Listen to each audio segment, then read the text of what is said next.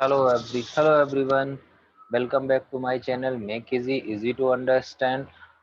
आज हम लोग बात करने वाले हैं बहुत ही इम्पोर्टेंट एग्जामिनेशंस की, जो कि यूपी ट्रिपल एस सी कराने वाली है, जिसका जो टाइटल है जिसे आप लोग बोलते हैं UP triple S C, Uttar Pradesh subordinate service selection commission.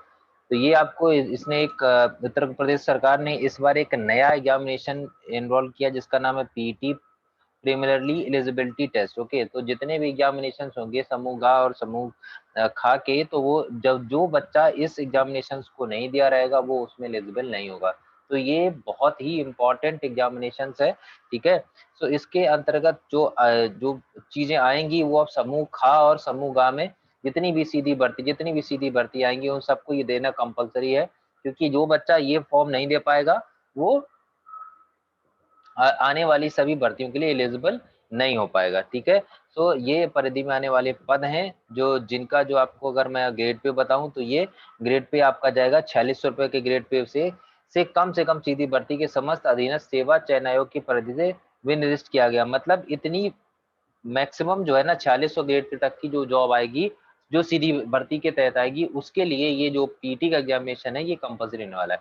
अभी क्या है, पीटी की एग्जाम डेट आ गई है, वो आपकी 20 अगस्त, ठीक है। और एग्जामिनेशन 20 अगस्त को इसका एग्जामिनेशन होना है। एग्जामिनेशन की तैयारी करने के लिए बहुत कम टाइम बचा हुआ है हमारे पास, ठीक है, अप्रोक्सीमेट 1 मंथ का टाइम है। तो सबसे पहले हम बात कर लेते हैं कि इसमें जो है सिलेबस क्या क्या आपको मिलने वाला है, ठीक है। रिजर्वेशन जैसा कि पहले जो गवर्नमेंट के लॉज हैं उसी के हिसाब से रिजर्वेशन है, ठीक है। ये देखो आपकी जो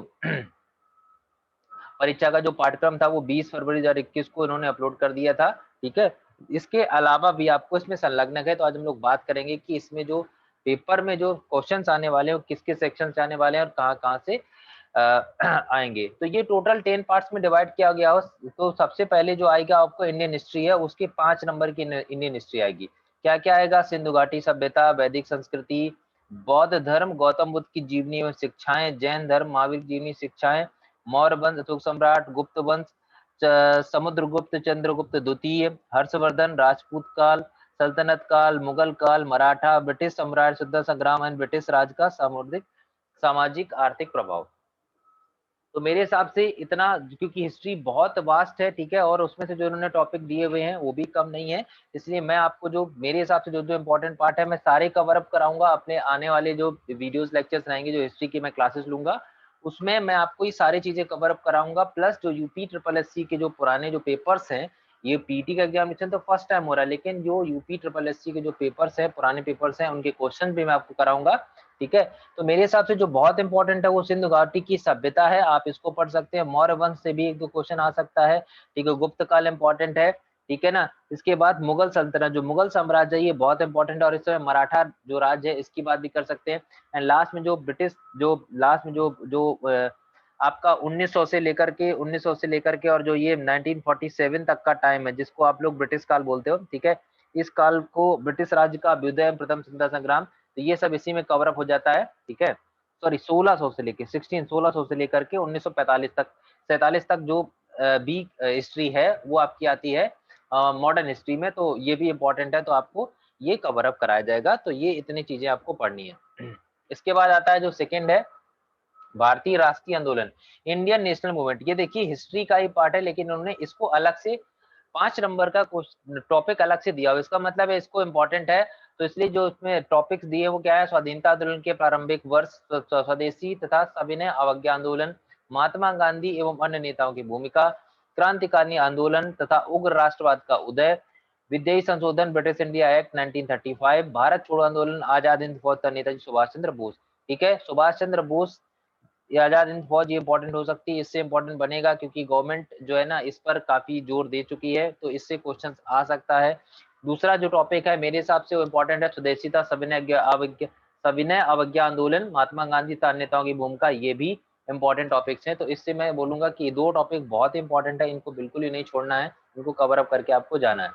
तीसरा ज्योग्राफी, ठीक है। ये 5 नंबर आपको लेकर के आने हैं, क्योंकि ये 5 नंबर बहुत इंपॉर्टेंट रोल प्ले करते हैं, क्योंकि ज्योग्राफी जो है एक ऐसा सब्जेक्ट है जिसको जनरली कोई गलती नहीं करता। क्या क्या टॉपिक आने वाले हैं ये देख लेते हैं। भारत एवं विश्व का भौतिक भूगोल, नदियां एवं घाटियां आपको इंडिया की भी देखनी है और पूरे वर्ल्ड की भी देखनी है। भूजल संसाधन, पर्वत पहाड़ियां तथा हिमनद मरुथल सुक्षेत्र वन खनिज संसाधन तथा विशेषकर भारत। तो आप इसके लिए जो मैप आता है, आप इंडिया का मैप ले लीजिए और एक आप वर्ल्ड मैप ले लीजिए, ठीक है। उस मैप के थ्रू आप पढ़ना स्टार्ट करिए, आप नहीं भूलेंगे। भारत एवं विश्व का राजनीतिक भूगोल, ये भी आपको देखना है। जलवायु, मौसम, टाइम जोन और जनसांख्यिकीय परिवर्तन तथा प्रवास, तो ये आपका ज्योग्राफी के टॉपिक है, ठीक है। तो इनमें से जो सारा इंपॉर्टेंट है आपको ये करके जाना है, इसको बिल्कुल भी नहीं छोड़ना है। Indian economy very very important, इससे क्वेश्चन 100% बनेगा, बनेगा ही बनेगा। भारतीय अर्थव्यवस्था, क्योंकि इस समय जो इकोनॉमी की हालत है वो आप सबको पता है, इसलिए ये इंपॉर्टेंट है और ये आएगा ही आएगा। इसमें टॉपिक कौन कौन से देखने हैं आपको? भारतीय अर्थव्यवस्था 1947 से 1991 तक देखना है। योजना आयोग तथा पंचवर्षीय योजनाएं, सारी योजनाएं चेक करके जानी है। मिश्रित अर्थव्यवस्था का विकास, निजी एवं सार्वजनिक क्षेत्र, हरित क्रांति, दुग्ध विकास एवं ऑपरेशन ऑपरेशन फ्लड, बैंकों का राष्ट्रीयकरण तथा सुधार, 1941 में आर्थिक सुधार था, उसके बाद की अर्थव्यवस्था, 2014 के पश्चात के आर्थिक सुधार, बहुत इंपॉर्टेंट है। कृषि सुधार, ढांचागत सुधार, श्रम सुधार, आर्थिक सुधार और GST, very very important GST. ये जीएसटी बहुत इंपॉर्टेंट है, इसको आपको इसके क्वेश्चन नहीं छोड़ना है। 90% इससे क्वेश्चन बनेगा ही बनेगा। इसके बाद आता है भारतीय संविधान एवं लोक प्रशासन, Indian constitution and public administration, ये भी इंपॉर्टेंट है। भारतीय संविधान में जो उन्होंने बाइफिकेशन दे दिया वो क्या है? भारतीय संविधान की मुख्य विशेषताएं, राज्य के नीति निर्देशन सिद्धांत, मौलिक सिद्धांत, अधिकार एवं कर्तव्य, संसदीय प्रणाली, सविनय संघीय प्रणाली, संघ एवं केंद्र शासित प्रदेश, केंद्र राज्य संबंध, न्यायिक ढांचा, सर्वोच्च न्यायालय, उच्च न्यायालय, जिला प्रशासन, स्थानीय निकाय तथा पंचायती राज संस्थाएं, तो ये जो है आपको पढ़ना है, ठीक है। इसके लिए आप एक लक्ष्मीकांत की बुक आती है, आप वो प्रेफर कर सकते हैं, उसमें ये बहुत अच्छी तरीके से एक्सप्लेन किया हुआ है, ठीक है। यूपीएससी वाले जो कैंडिडेट्स हैं उनकी पसंदीदा बुक है लक्ष्मीकांत, तो आप उससे इस चीज को पढ़ सकते हैं, ठीक है। अगला है जनरल साइंस, ठीक है। जनरल साइंस में आपको प्रारंभिक भौतिक विज्ञान, ठीक है, केमिस्ट्री एंड जीव विज्ञान पढ़ना है, ठीक है। इसके लिए लूसेंट की बुक आती है, लूसेंट की बुक आप ले सकते हैं, उसमें जो पीछे आपके जो जनरल नॉलेज के क्वेश्चन गिवन होते हैं बस वही पढ़ना, उससे ज्यादा बाहर नहीं आने वाला है, ठीक है। बस उतना ही आपको फिजिक्स, केमिस्ट्री और बायोलॉजी पढ़नी है, क्लियर है। तो ये 5 नंबर आपके कहीं नहीं गए। इसके बाद आते हैं एलिमेंट्री अर्थमेटिक्स, ठीक है। तो ये जो आएगा ये कैसे आएगा? ये एनसीईआरटी का जो सिलेबस है उसी की बुक से आने वाला है, ठीक है। तो आपको सिर्फ उतनी अर्थमेटिक्स पढ़नी जितनी एनसीईआरटी में गिवन है, आपको बहुत ज्यादा नहीं पढ़ना है। क्या क्या है? पूर्ण संख्या, भिन्न दशमलव, प्रतिशतता, साधारण अंकगणितीय समीकरण, वर्ग एवं वर्गफूल, घातांक एवं घात, मतलब जिसे आप लोग क्यूबिक रूट बोलते हो, क्यूबिक रूट या और रूट, औसत, ठीक है। तो ये आपके आने वाले हैं, तो इसके लिए आप एनसीईआरटी की बुक प्रेफर कर सकते हैं। एनसीईआरटी की बुक में जितना गिवन है, ठीक है, आप 9th 10th 11th 12th बस उतना ही आपको कवर अप करना है, इसके अलावा बाहर जाने की जरूरत नहीं है। Then important Hindi, general Hindi, ठीक है। संधि, विलोम शब्द, पर्यायवाची, वाक्यांश के लिए एक शब्द, लिंग, समुचित, भिन्नात्मक शब्द, मुहावरे, लोकोक्तियां, सामान्य अशुद्धियां, लेखक एवं रचनाएं। सामान्य अशुद्धियां जो है ना बहुत इंपॉर्टेंट है, यूपीएससी के जितने भी प्रोग्राम होते हैं, यूपीपीएससी के जितने भी पेपर होते हैं उनमें से समान अशुद्धियों पे 2 या 3 क्वेश्चन आते ही आते हैं, 2 to 3 क्वेश्चन आता है, तो ये बहुत इंपॉर्टेंट है। इसके अलावा मुहावरे, लोकोक्तियां भी आती हैं, एंड देन पर्यायवाची शब्द, तो ये 3 इंपॉर्टेंट है, ये 3 बहुत इंपॉर्टेंट है, यूपीपीएससी के एकदम फेवरेट टॉपिक हैं। हिंदी अगर आएगी, ठीक है, तो हिंदी में से ये 3 क्वेश्चन, 3 टॉपिक से क्वेश्चन तो आना ही आना है, ठीक है, बाकी क्वेश्चन अलग से आएंगे। और संधि, संधि में भी आपकी 2 टाइप की संधि होती है, एक स्वर संधि, एक व्यंजन संधि, ठीक है। तो ये हिंदी की क्लास में देखेंगे कि कितना कवर अप कर सकते हैं, ठीक है। तो ये आपको पर्यायवाची शब्द, अशुद्धियां और मुहावरे, लोकोक्तियां इंपॉर्टेंट है, हर बार उनका फेवरेट क्वेश्चन है, हर बार ये डालते ही डालते हैं, ठीक है। देन जनरल इंग्लिश की बात करें तो उसमें अंग्रेजी का व्याकरण आएगा और अपठित पद्यांश पर आधारित क्वेश्चन आएंगे, जो आपका एक बहुत सा एक आपको मिलेगा, से पैराग्राफ दे रखा होगा, उस पैराग्राफ को आपको पढ़ना है, रीड आउट करके उससे क्वेश्चन आंसर करना होता है, बहुत इजी होता है, बड़े आराम से हो जाएगा, तो उसमें कोई बहुत ज्यादा डरने की जरूरत नहीं है। देन लॉजिक रीजनिंग की बात करेगा तो बृहत लघु है, क्रम है, रैंकिंग है, संबंध है, समूह से भिन्न को अलग करना है, कैलेंडर घड़ी है, कारण और प्रभाव है, ठीक है, कोडिंग डिकोडिंग है, निगमात्मक कार्य, कथन, विश्लेषण, निर्णय, तो ये बहुत सिंपल सी लीजिए लॉजिक रीजनिंग है, ठीक है ना। तो मैं ये भी आपको कराऊंगा आने वाले लेक्चर्स में, ठीक है ना। बड़े एकदम छोटे छोटे फंडे बताऊंगा, ऐसे फंडे बताऊंगा कि आप ऑटोमेटिकली इसको एक एक क्वेश्चन से करके खत्म कर देंगे, ठीक है। देन करंट अफेयर्स बहुत बड़ा है करंट अफेयर्स, ठीक है। इसको तो कोई डिफाइन नहीं कर सकता, लेकिन फिर भी उसने टॉपिक दिया भारतीय एवं वैश्विक, आपको पूरा पढ़ना करंट अफेयर्स।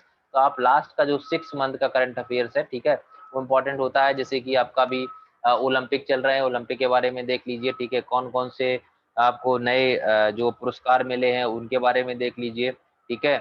मोदी जी हमारे कहाँ कहाँ विजिट करने गए, कौन कौन से उन्होंने योजनाएं लॉन्च कर दी, इन सब के बारे में थोड़ा सा इन्फॉर्मेशन। यूपी गवर्नमेंट स्पेशली ध्यान रखना है कि यूपी गवर्नमेंट ने कौन कौन सी योजनाएं लॉन्च करी, ठीक है, कौन कौन से उसने अभी योजनाओं पे काम किया, वो इंपॉर्टेंट होता है, क्योंकि करंट अफेयर से यूपी का एग्जामिनेशन है, तो यूपी के क्वेश्चन जरूर पूछेगा वो।